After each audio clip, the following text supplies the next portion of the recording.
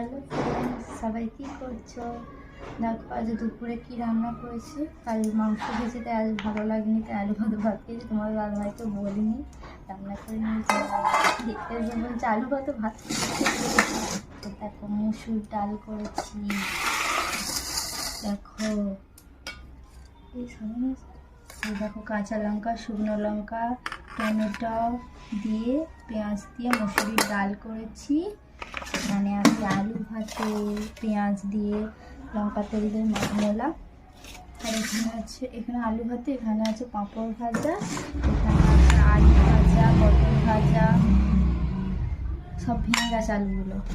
আর এখানে আছে গরম গরম ভাত, আর এখানে আছে ডিম সেদ্ধ।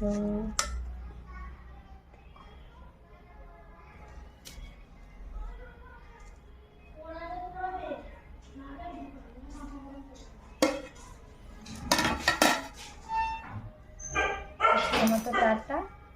নতুন নতুন ব্লগ মানে ছোটো ছোটো রকম ব্লগ দেখতে চাইলে আমার চ্যানেলে ফলো করবে। টাটা।